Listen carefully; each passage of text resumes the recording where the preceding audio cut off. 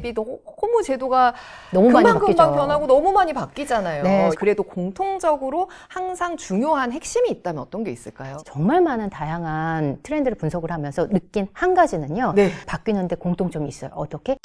반영합니다. 미래 유망 직업 뭐라고 생각하시는지. 가장 많이 이 부분을 확인할 수 있는 방법이 대학교에서 과목, 신설 과목을 보는 거예요.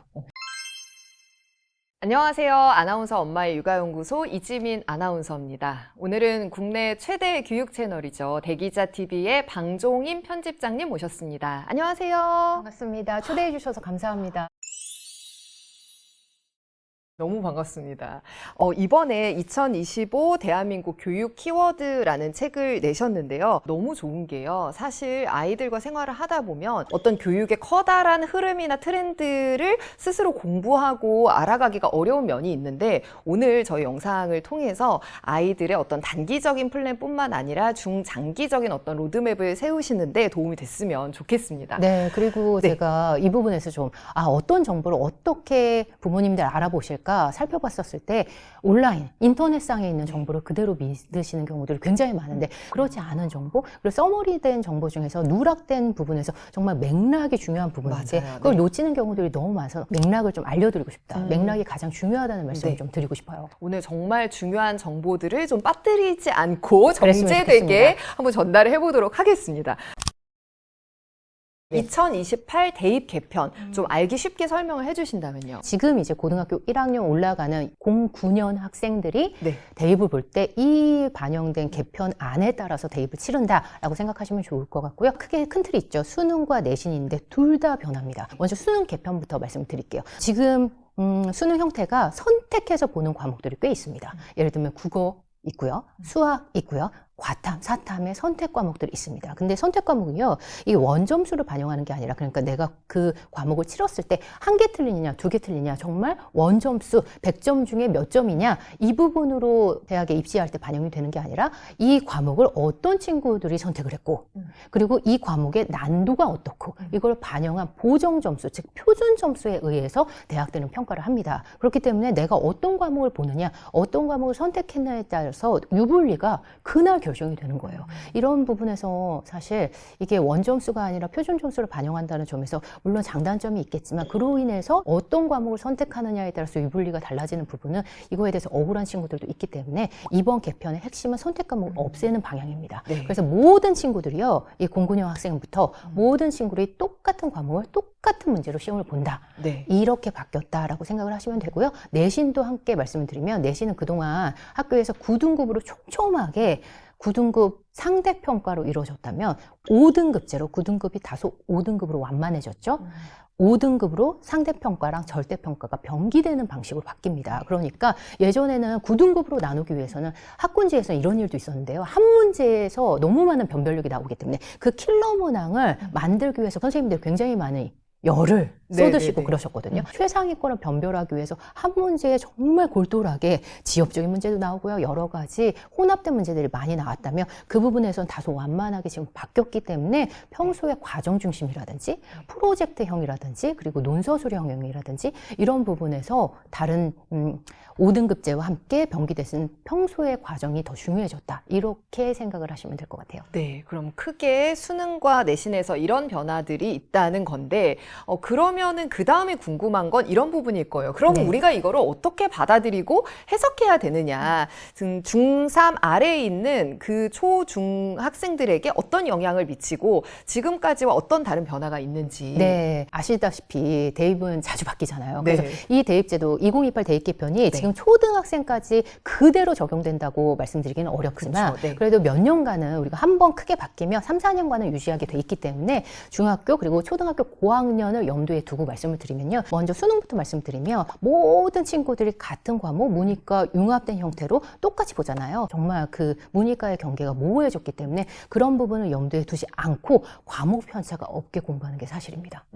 과목 편차. 내가 문과적인 성향이 있더라도 과탐을 싫어하거나 네. 수학을 싫어하거나 이러지 않고 어느 정도 두루 문이과 경계 없이 모든 과목에 흥미와 관심을 기울일 수 있을 만큼 그 정도로 도와주셔야 된다. 이거 너무 네. 어렵죠. 그래서 네. 저는 초등학교 고학년이라면 다른 과목을 관심 있게 접근할 수 있는 방법 전 독서라고 생각하거든요. 네네네. 그러면서 평소에 배경 지식을 넓히는 방향이 가장 좋지 않을까. 네네네. 그 부분에 대해서 월등히 모든 수준의 최상위권으로 유지하라 이런 말씀이 아니라 과목에 편차 없이 내가 문과지만 문과적인 성향이 있지만 과탐에 한번 관심을 기울여 볼까? 그게 가장 편하게 접근하는 방식이 독서라고 생각해요. 그리고 이런 부분으로 수능을 좀 접근해 주셨으면 좋겠고요. 그리고 내신 면에서는 요번에 교육 전문가들 사이에서 2028 대입 개편의 가장 큰 핵심은 어떤 부분이 반영되느냐 관심 있게 본 부분은 사실 논서 수령이었습니다. 네. 논서 수령이 이번에 적용이 되느냐 안 되느냐 굉장히 관심사였거든요. 그렇지만 논서 수령이 수능에서는 반영되지 않았습니다. 네. 대신에 내신에선 들어왔거든요. 네. 앞으로는 어떻게 될지 모르겠어요. 그래서 초등학교 저학년 내지 유아 자녀를 둔 부모님이라면 논서 수령에 대해서는 한 번이라도 좀 관심을 기울였었으면 좋겠고 지금 초등학교 고학년이나 중학생이라면 한 번이라도 내가 이 부분을 대비하는 차원에서 꼭 대입을 염두에 두지 않더라도 인생 전반에 걸쳐서라도 이 부분에 관심을 갖고 내 의견을 한 번이라도 글로 써보는 이런 부분이 굉장히 앞으로도 중요해질 거고 지금도 중요해졌다라고 생각하시면 좋을 것 같아요. 문이과가 통합이 사실상 된다라고 하셨는데 그래서 그것 때문에 문과 아이를 둔 학부모님들이 많이 걱정을 하시면서 그러면은 우리가 수학에서 많이 불리하기 때문에 조금 더 어린 나이에 빨리 좀 많이 해둬야 된다 이런 이야기들이 있는데 이 문이과 네네. 통합 부분에 대해서는 어떻게 보시는지. 문이과 통합된 부분은 지금 선택 과목이 없어지고 모든 친구들이 똑같은 과목으로 네. 본다고 말씀드렸잖아요. 수학을 많이 걱정하시니까 네. 수학을 말씀드리면 수학도 문과 범위로 축소됐어요. 이과 친구들이 변별력을 나타내는 기하라든지 미적분이 빠진 상황이거든요. 그래서 어려운 과목을 좀 빠졌으니까 평소에 내가 어려운 과목 때문에 더 어려운 과목이 있으니까 빨리 나가서 선행에 대해서 부담감을 갖는 경우도 굉장히 많으신데 맞아요. 그 부분에 대해서는 다소 조금은 내려놓으셔도 된다. 그 과목을 빠졌기 때문에 이렇게 생각하셨으면 좋겠고요. 이과 친구든 문과 친구든 두루 완만한 과목들을 더 저변을 넓힌다. 이런 관점을 살펴보셨으면 좋겠어요. 과목 편차 없이. 그렇기 때문에 더 어려운 문제들이 나올 거다. 그래서 수학에 대해서 굉장히 부담을 많이 느끼고 또 실제로 수학 학원들도 그 부분을 많이 홍보를 하거든요. 네, 지금 문이과 이렇게 다 완전히 통합된 형태는 이번이 처음이거든요. 그래서 이 부분에 대한 우려심이 있다는 거 다 아실 거예요. 그래서 정부에서도 알고 있기 때문에 얼마 전에 교육과정 평가원에서 예시문항들을 사탕, 과탕 예시문항들을 발표했거든요. 그 문항들을 보시면 지금 이렇게 불안한 마음이 조금 다소 달라지지 않으실까라는 생각이 드는데 예시문항 보면 이렇게 됩니다. 어려운 과목 더 심화되는 형태가 아니라요. 융합된 형태로 나와요. 그러니까 그 단원 하나하나가 어렵기보다는 여러 가지 예전에 사탐에서 사회문화, 정치, 경제 이런 부분이 통합된 형태로 나오기 때문에 두루 더 저변을 확대하는 부분, 더 관심을 갖는 부분으로 이번 2028 대입 개편을 준비하셨으면 좋겠습니다.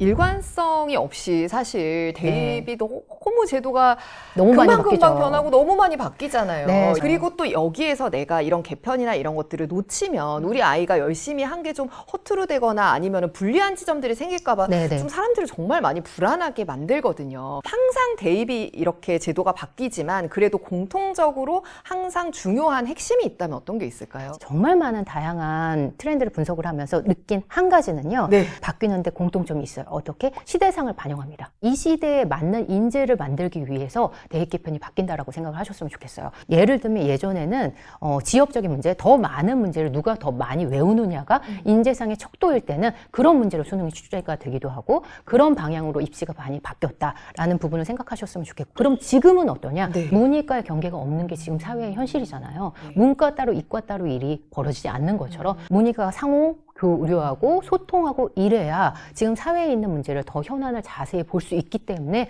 교육부든 대학이든 학교든 문이과 통합된 형태로 그렇게 바뀌고 있다라고 생각하셨으면 좋겠고요. 그러면 앞으로는 어떻게 변할 것이냐, AI 시대에 맞게 어떻게 변할지 그 부분에 대해서는 관심을 갖는다면 내가 앞으로 입시가 바뀌는 방향에 대비할 수 있을 것 같다라고 말씀을 드리고 싶어요. 그러네요. 네, 사회상을 반영합니다. 시대상. 사실 사회상을 그 흐름을 읽으려고 노력하는 이런 부분들은 네네. 대입에서 성공을 하는 지름길이기도 하지만 대입에서 내가 원하는 결과가 나오지 않더라도 네. 지금 사회에서 원하는 인재가 어떤 것이고 그거를 알고 거기에 다가가려는 노력 자체는 너무 필요하고 중요한 부분이잖아요. 네, 대학교에서도 학과명을 보시면 그 부분을 체감하실 거예요. 예전에는 무슨 뭐 전기학과 이랬다면 요즘에 융합된 형태로 AI 뭐 소프트 뭐 학과 이런 식으로 붙죠. 문이과 융합된 형태로 나타나고 있는 부분도 그것을 반영한다고 생각하시면 되고요. 저는 그래서 앞으로의 어떤 변화가 있을지 예측하기는 정말 어렵죠. 그렇지만 사회에서 이런 변화를 호기심을 갖고 이런 문제가 있는데 걱정되는 마음으로 보면 한도 끝도 없으니까 이런 문제가 앞으로 어떻게 달라질지 아이랑 같이 물론 어렵겠지만 호기심을 갖고 본다면 조금 더 이런 변화에 능동적으로 좀 대응하실 수 있지 않을까. 그 다음 키워드는 초등 결정론입니다. 네. 초등에서의 어떤 지금의 학업이 중고등 또 나아가서 입시를 결정한다. 초등 결정론이거든요. 네, 사교육을 분석하면서 4가지 특징 중에 하나로 초등 결정론을 말씀드렸는데 가장 핫하더라고요. 많은 네. 부모님들이 이 부분에서 체감하고 있는데 초등 결정론은 사실 지금 나타나고 있습니다. 점점 더 입시가 중고등 때 했던 그 걱정들이 점점 내려온 것은 사실인 것 같아요. 여러 가지가 이유가 있을 텐데요. 제가 분석한 이유는 크게 3가지 정도 있는 것 같아요. 첫 번째, 교육 기업들, 사교육 기업들이 학령 인구가 줄어들기 때문에 점점 이 부분에서 매출이 감소되는 마케팅적인 측면이 하나가 있고요. 중고등에서 했던 그 파이로는 너무 작기 때문에 내려올 수밖에 없어서 초등 때 일찍부터 좀 대비하면 중고등을 효과적으로 준비할 수 있을 것 같다라는 논리가 나온 배경이기도 하고요. 두 번째는 부모님의 성향도 영향을 줬다고 생각해요. 네. 왜냐, 부모님들이 8, 90년대 부모님들 본인이 스스로 수능 세대이기도 하고 수능에 대해서 잘 알기도 하고요. 그러면서 더 많이 아이들의 교육에 대해서 관심도가 높아진 것은 사실이라고 생각해요. 그리고 본인이 스스로 사교육에 대해서 친화적인 경우도 있습니다. 내가 사교육을 받았기 때문에 그 부분에서 효과적인 부분을 아이한테 적용한다면 더 효율적으로 입시를 준비하지 않을까? 이런 기대감도 있는 것 같고요. 그리고 세 번째, 사회적인 분위기도 한몫한다고 생각하는데요. 네. 사회적으로 정말 일찍부터 N수생이 이렇게 많고 일찍부터 달리지 않으면 중고등 때는 이미 입시에서 여러 가지로 불리한 측면이 있지 않을까? 경쟁심에 대한 사회적 분위기도 한몫을 한다고 생각해요. 이런 부분이 잘 어우러져서 아쉽게도 이런 초등 결정론이 나와서요. 근데 이 부분을 저는 어떻게 봤으면 좋겠냐면요. 초등 때 흘려보낸 시간이 아니라 초등 때를 중고등을 대비하는 시간으로 보낸다는 일정 부분에서는 긍정적인 부분도 있지만 초등이 입시를 결정하는 시기로 한정하지는 않아 주셨으면 좋겠다. 왜냐면 그렇게 생각을 하면 우리가 입시는 고등학교 3학년 때 치르는 거잖아요. 초등 때 이렇게 중요하면 그 과정에서 아이가 따라오지 못했을 때 우리는 그 부분에서 걱정으로 볼 수도 있지 않을까? 이 부분을 제가 우려해서 말씀을 드리고 싶다는 생각이 들었고요. 초등 결정론이라고 불렀지만 사실 마음은 초등 시작론이라고 생각합니다. 나는 부모로서 시작으로 생각했으면 좋겠다. 느낌이 너무 다르네요. 그렇죠. 초등 결정론은 이미 여기서 못하면 이미 결정된다 이고 초등 시작론은 어떤 식으로든 시작을 하면 시작이 반이니까 좋은 준비를 할 수 있습니다 이니까요. 초등 결정론이 결국 초등 선행으로 이어지잖아요. 그런데 초중등 전문가하고 입시 전문가하고 여기에 대해서 좀 견해차가 있었다고요. 네, 초중등 전문가들 그리고 초등생을 많이 보시는 분 일찍부터 빨리 내려와라 이렇게 말씀하시는 분들이 많았죠. 왜냐하면 이 친구들만 보니까요. 네. 초중등생만. 네. 근데 똑같이 말씀드리지만 결론은 고3 때 치르잖아요. 그래서 고등학교 1타 강사도 저는 많이 만났고요. 입시 전문가도 만났고 그리고 이 친구들이 대학교에 들어간 교수님들을 만났을 때 하는 말씀은 사실 아주 세게 말씀드릴까요? 네. 선생님이 부질없다고 하시는 분이 왜 이렇게 많은지요? 고등 때 그렇게 연결돼서 쭉 이어지는 친구도 물론 있습니다. 물론 잘하는 친구도 있다는 부분은 간과하진 저는 않을 거예요. 근데 그 친구들이 대다수는 아니라는 거. 많은 친구들이 고등 때 가장 인기 있는 과목이 이거래요. 중학교 복습하는 과목. 고등 때요. 그래서 고등 때 다시 초중등을 복습하는 이 과목이 인기 있는 이 현상은 참 아이러니죠. 일찍부터 달렸는데 고등 때 오히려 초중등을 복습하고 고등 때 그 현행 나가기도 벅찬 이 현실에서 우리가 새겨야 될 메시지는 초중등 때 제대로 시작하는 것도 늦지는 않는다. 오답률이라든지 아이가 그 부분을 잘 따라오는지 선생님의 피드백은 어떤지 그리고 학원을 다닌다면 원장 선생님의 피드백은 어떤지 수업을 잘 가고 있는지 수업을 좋아하는지 이런 부분도 체크하면서 선행을 준비하셨으면 좋겠어요. 초등 결정론 이런 부분 때문에 지금 아이가 그 부분에서 받아들일 준비가 안 돼 있는데 그냥 무작정 옆에 트렌드라고 해서 따라가지는 않으셨으면 좋겠다라는 말씀을 드리는 거죠. 다음 키워드는 초등 의대 블랙홀이에요. 네. 이 부분은 초등 결정론하고 어떻게 보면 맞닿아 있는 부분이라고도 볼 수 있는데요. 의대를 보내야 되니까 의대를 가기 위해서는 언제부터 준비할까 이런 부분이 점점 내려오다 보니까 초등까지도 내려온 상황이고, 사실은 대치동에서는 의대를 일찍부터 준비하기 위한 학종을 도와준다든지 아니면 포트폴리오를 준비한다든지 이런 걸 도와주는 학원까지 나온 상황이거든요. 초등 때부터 준비한다. 근데 결론은 특히 의대에서 가장 큰 변수, 가장 큰 중요한 입시의 핵심 키워드는 수능 점수거든요. 수능 점수로 대부분 뽑아요. 지금 3,058명을 뽑는데 3,058명 중에 수능 점수를 반영하지 않는 대학 인원은 200명 정도밖에 없습니다. 그럼 2,000 몇백 명 정도는 수능 점수가 굉장히 중요한데, 수능은 언제 보죠? 고3 때 보잖아요. 그러니까 우리가 똑같은 맥락으로 초등 때 아무리 준비를 해도 고등학교 3학년 때 수능을 못 보면 그동안의 아이의 그 노력들이 다르게 적용될 수도 있고, 그게 한순간에 물거품이 될 수도 있고, 이런 부분이기 때문에 그냥 열심히는 하되 그 부분에서 내가 의대를 안 가면 안 되겠다. 그거를 부모님이 너무 얘기하지는 않으셨으면 좋겠어요. 하나의 목표로 생각을 하고 준비를 해보는 건 좋은데, 이게 아니면 안 될 것처럼 정말 초등부터 너무나 많은 시간과 노력과 돈을 투자를 하면 부모님도 그렇고 아이도 그렇고 그게 실패했을 때 좌절감을 크게 겪을 가능성이 크잖아요. 네, 그리고 본인이 선택하지 않으면 더 클 수도 있고요. 고교 학점제가 시행을 코앞에 두고 있는데 좀 간단히 설명을 해주신다면요. 이제 3월부터 적용이 됩니다. 고등학교 1학년 친구들이 많이 적용이 돼서 지금 이제 중학교 3학년이 고등학교 올라가는 네. 09년생 부모님들이 걱정이 큽니다. 네, 이 고교학점제는요, 이렇게 바라보셨으면 좋겠어요. 일단 고교학점제 설명을 드리면, 원하는 수업을 본인이 진로와 적성에 맞게 수업 디자인을 본인이 짜서 마치 대학교 때 수강 신청을 하는 것처럼 본인이 수강 신청을 한다, 이렇게 생각을 하셨으면 좋겠고요. 각자 수강 신청을 해서 각자 수업 시간표대로 아이들이 신청을 해서 수업을 듣는다. 그러면 공강 시간도 다를 거고요. 시험 보는 과목조차도 달라질 수 있는 이런 학교에 굉장히 큰 변화가 이제 3월 달부터 적용이 된다. 이게 잘 적응이 되려면 절대평가가 전제가 돼야 되는데, 그래야지 아이들이 성적보다는 내가 정말 원하는 방향으로 그쵸. 신청을 할 수 있을 텐데, 절대평가가 물론 있지만 상대평가가 아직 남아있기 때문에 이게 어느 정도 적용이 될지 저도 가늠이 안 되지만, 어쨌든 정부에서 하기로 했기 때문에 이 부분은 그동안 없었던, 우리 아이들한테 한 번도 없었던 과목을 내가 선택할 수 있는 기회를 준다. 그러면 그동안 없었던, 내가 과목을 좋아하는지 싫어하는지, 어떤 과목을 들어야 되는지 안 들어야 되는지, 이런 부분 한 번이라도 생각할 기회를 준다. 그러면 이런 선택을, 이런 큰 결정을 하기 위해서는 어렸을 때부터 작은 선택들을 해본 친구들이 큰 선택도 한다고 생각하거든요.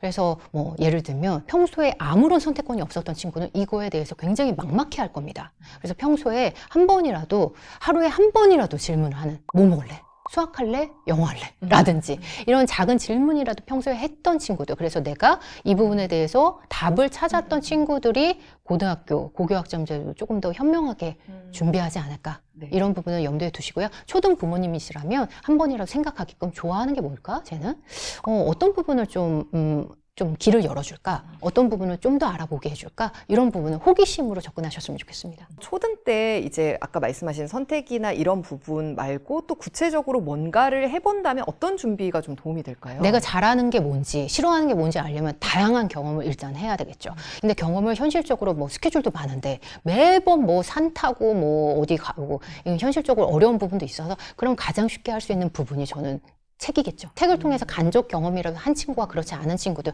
책을 통해서 어떤 책을 내가 좋아하는지, 책도 선택이잖아요.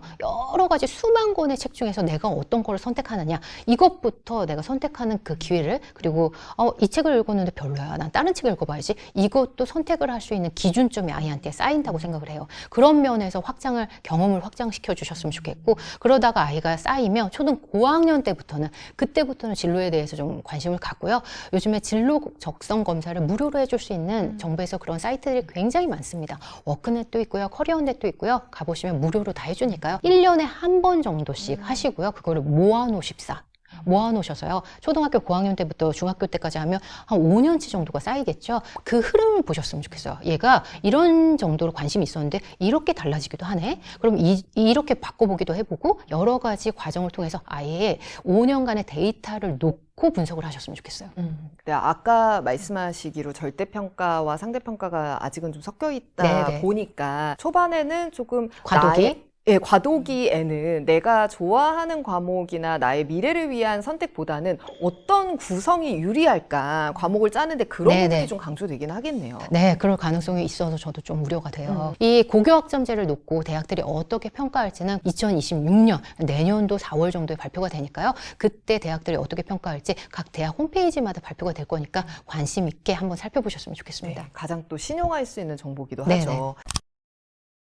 부모님들께서 또 정말 고민 많으시는 것 중에 하나가 고등학교 선택인데요. 네네. 앞서 언급하신 2028 대입 개편과 또 이 고교 학점제를 생각했을 때 어떤 고등학교, 어떤 종류의 고등학교가 어떤 학생들에게 유리할 거라고 좀 보시는지. 사실 이 부분에서 정답은 없습니다. 우리 아이가 잘할 수 있는 학교를 반영해야 되니까 결론은 우리 아이를 살펴봐야 될 것 같아요. 친구들의 선호도 그리고 학교를 가보기도 하고 그 홈페이지 요즘 굉장히 잘 돼 있거든요. 홈페이지 가보면 기출 문제를 올려놓는 경우도 있습니다. 그래서 네. 그런 문제들도 한번 살펴보고요. 정말 고등학교 때부터는 내신이 너무너무 중요하기 때문에 학교의 교육 과정은 어떤지 그리고 내가 혹시 일찍 진로를 찾은 친구들 어떤 부분으로 난 꼭 가야지 그 과목이 그 학교에 개설돼 있는지 이런 부분까지 고교학점제로 달라졌기 때문에 한번 살펴보셨으면 좋겠어요. 그리고 학교를 찾아가면요. 학교 선생님도 한번 꼭 만나보셨으면 좋겠어요. 네. 한마디라도 거들어 주시고 들어주시려고 하고 선생님들이 다 친절하게 대응을 해주시거든요. 직접 학교에 가보는 거 너무 너무 좋을 필요해요. 것 같아요. 네네. 저도 직업을 선택할 때 직접 그 선배분들을 만났거든요. 멘토 직업군에 너무 계신. 중요하잖아요. 만났는데 거기에서 실제로 결정이 된 것들도 많아서 이런 부분도 꼭 좀 추천드리고 싶네요.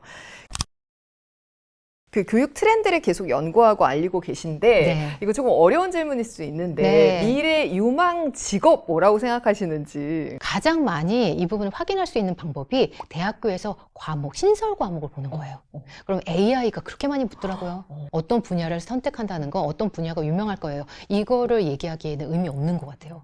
당장 내일 일도 모르는데. 그래서 AI에 대체되지 않던가, AI에 정말 관심이 있어서 내가 AI를 휘두를 수 있던가, 둘 중에 하나를 내가 셋업하는 게 가장 관건이지 않을까라는 생각을 해요. 근데 너무 어렵죠? 그런 네. 부분에서 앞으로 미래는 어떻게 바뀔까? 미래 유망 직업을 다룬 책이라든지 아니면 미래 학자들이 얘기하는 이런 부분은 아이랑 같이 얘기하는 과정도 필요할 것 같아요. 아이한테 지금 있는 직업, 의사, 변호사 이게 아니라 이렇게 달라지지. 이런 직업 들어봤어? 엄마도 못 들어봤는데 한번 알아볼까? 이렇게 접근을 하고 있어요. 네. 오늘 방종임 대기자님과 함께 2025 대한민국 교육 키워드 책을 바탕으로 교육 트렌드에 대해서 알아봤습니다. 올 한 해의 계획을 세우시는데 지금 내가 가고 있는 길이 맞는지 또 걱정과 불안을 줄이시는데도 좀 많은 도움이 됐으면 좋겠습니다. 감사합니다. 네, 고맙습니다.